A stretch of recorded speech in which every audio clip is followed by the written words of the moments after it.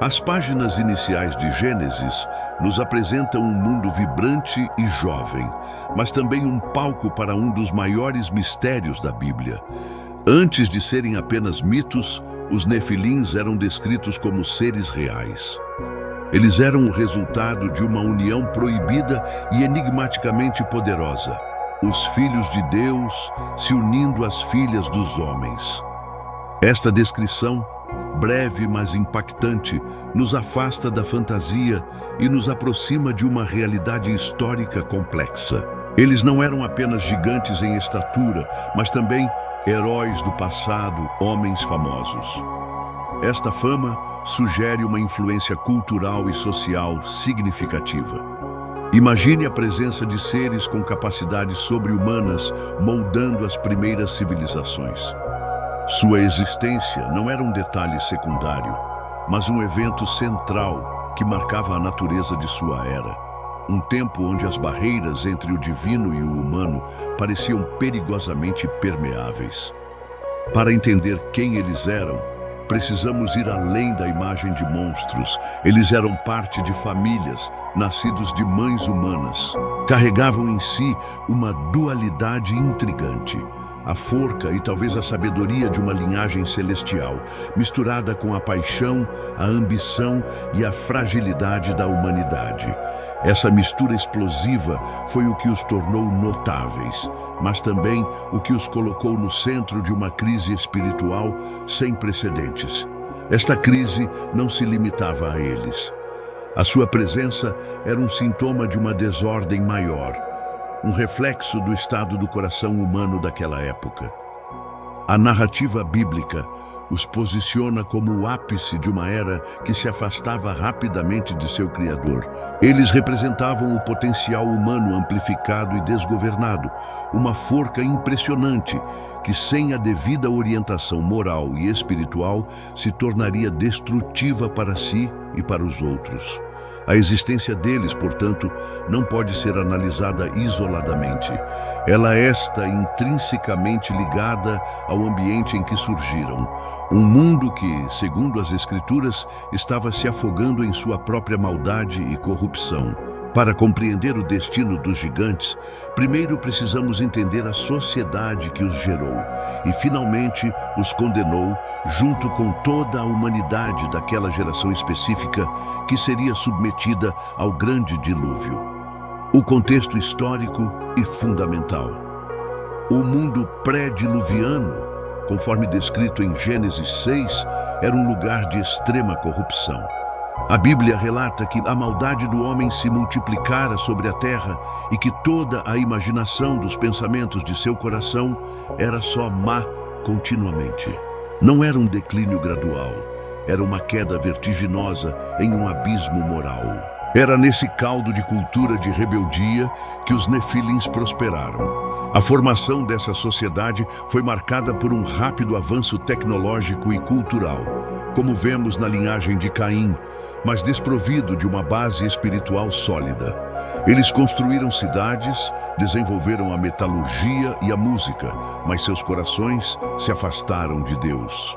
Os gigantes, com sua forca e poder, provavelmente se tornaram os símbolos máximos dessa autossuficiência arrogante, governando através da forca e não da justiça divina ou da moralidade. A família, a unidade básica da sociedade, estava em crise. A própria união que deu origem aos Nefilins representa uma quebra de ordem estabelecida por Deus. Essa desintegração dos princípios divinos no nível mais íntimo se espalhou por toda a cultura, criando um ambiente onde a violência e a opressão eram a norma. Os gigantes não eram a causa da maldade, mas talvez sua expressão mais visível e intimidadora, personificando a desordem. Este cenário de caos generalizado e violência desenfreada é o que provoca uma das declarações mais tristes de toda a Escritura. Deus se arrependeu de ter feito o homem. Não foi um ato isolado de pecado, mas uma condição persistente e profunda de rebelião que saturou a criação. A presença dos nefilins e a corrupção humana eram duas faces da mesma moeda, um desafio direto à santidade e à soberania do Criador. Diante de uma humanidade que havia corrompido seu caminho de forma tão completa, uma decisão drástica se tornou inevitável. O mundo havia atingido um ponto sem retorno, onde a própria essência do bem estava sendo extinta. A justiça divina exigia uma intervenção, uma purificação radical que redefiniria a história da Terra. Este julgamento iminente não seria apenas o fim de uma era, mas o teste final para a sobrevivência de qualquer linhagem. A decisão crucial que selou o destino dos gigantes foi o dilúvio. Não foi um desastre natural aleatório, mas um ato deliberado de julgamento e purificação divina. Deus viu que a única maneira de preservar a semente da justiça, representada por Noé e sua família, era lavar a terra de toda a sua corrupção. Este cataclismo global foi a resposta direta à maldade que havia consumido o mundo, incluindo a presença dos nefilins. Os gigantes, apesar de sua forca e renome, não eram páreo para as águas do juízo. Sua forca física, que talvez lhes desse domínio sobre os homens, era insignificante diante do poder de seu próprio Criador. A narrativa do dilúvio serve como um poderoso lembrete de que nenhuma forca terrena pode se opor à vontade soberana de Deus. O poder deles, nascido da desobediência, foi desfeito pela justiça divina. Este momento decisivo representa um reinício para a humanidade. Ao escolher Noé, um homem justo em suas gerações, Deus estabeleceu um novo começo sobre uma base de fé e obediência. A arca se tornou o símbolo da graça e da salvação em meio ao julgamento universal. Enquanto o mundo dos poderosos e corruptos perecia sob as águas, a linhagem da fé foi preservada, carregando a promessa de um futuro e de uma nova aliança. Com as águas do dilúvio cobrindo toda a terra, a linhagem dos nefilins, como existia naquela época, foi exterminada. A sua era de domínio, marcada pela forca e pela transgressão, chegou a um fim abrupto e definitivo. O texto de Gênesis é claro ao afirmar que toda a vida terrestre fora da arca pereceu. O mundo que os gerou foi desfeito, e com ele seus habitantes mais famosos e temidos. Contudo, a história dos gigantes na Bíblia não termina aí de forma tão simples. Seus ecos parecem ressoar muito depois do dilúvio. Relatos posteriores, especialmente durante a conquista de Canaã, mencionam outros povos de grande estatura, reacendendo o debate e o mistério. Teria a semente dos gigantes sobrevivido de alguma forma, ou estaríamos diante de um fenômeno diferente, com uma origem totalmente nova e distinta? O legado dos gigantes se mostra complexo quando avançamos na narrativa da Bíblia. Em Números 13, quando os espias israelitas exploram a terra de Canaã, eles retornam com um relatório assustador. Eles afirmam ter visto os filhos de Ataque, descendentes dos gigantes. A presença deles era tão imponente que os espias se sentiram como gafanhotos em comparação. Um medo que paralisou toda uma geração de hebreus no deserto.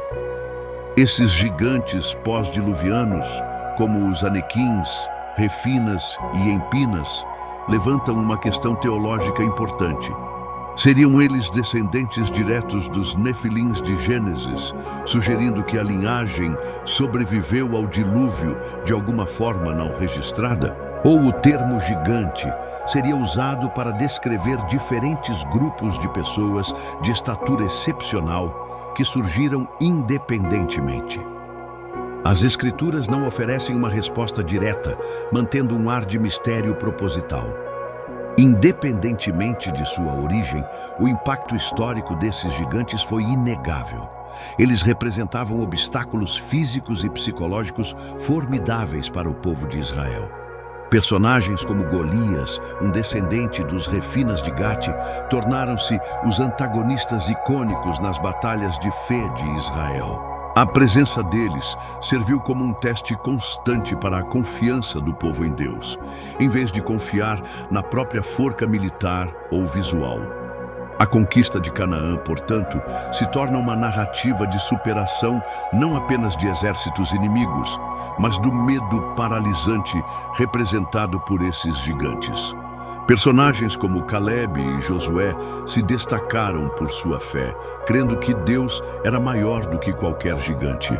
A vitória final de Davi sobre Golias se torna o símbolo definitivo de que a fé em Deus pode derrubar os maiores e mais intimidadores obstáculos que a vida apresenta. Assim, o legado dos gigantes evolui de uma simples curiosidade histórica para uma poderosa metáfora espiritual. Eles são a personificação dos desafios que parecem insuperáveis, das fortalezas que se erguem contra os propósitos de Deus. Sua existência na Terra Prometida não foi um acaso, mas uma oportunidade para que a fé de Israel fosse forjada, provada e fortalecida em batalhas reais contra adversários aparentemente invencíveis.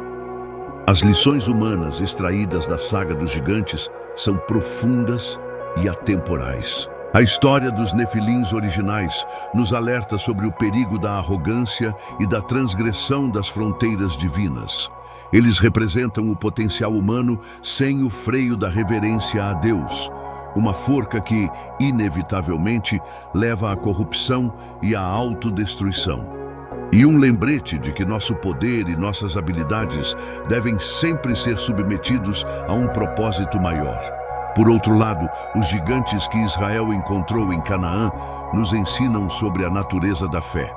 Eles eram reais, intimidadores e representavam um obstáculo concreto à promessa de Deus. A lição aqui não é negar a existência dos problemas, mas encará-los com a perspectiva correta. A fé não e a ausência de gigantes, mas a convicção de que nosso Deus é infinitamente maior do que qualquer desafio que possamos enfrentar em nosso caminho.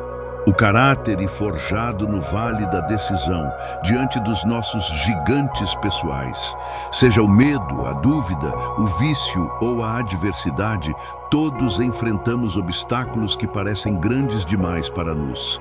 A escolha de Josué e Caleb de focar na promessa de Deus e não no tamanho do inimigo, e um modelo de liderança e coragem. Eles nos inspiram a mudar nossa perspectiva, focando no poder de Deus e não no tamanho do nosso problema, a condição humana e uma luta constante entre a fé e o medo. A geração que pereceu no deserto viu os mesmos gigantes, mas escolheu o medo. Davi, um jovem pastor, viu o mesmo Golias, mas escolheu a fé. A presença do gigante não determina o resultado. Nossa resposta a ele, sim. A Bíblia, em sua sabedoria, nos mostra repetidamente que a vitória pertence àqueles que confiam não em sua própria forca, mas no poder do Senhor dos Exércitos. Portanto, a história dos gigantes, desde Gênesis até a conquista de Canaã, e um convite à reflexão. Quais são os gigantes que se levantam em sua vida hoje? A mensagem inspiradora da Bíblia e que você foi equipado para derrubá-los. Não com sua própria forca, mas com a fé que move montanhas e vence qualquer adversário.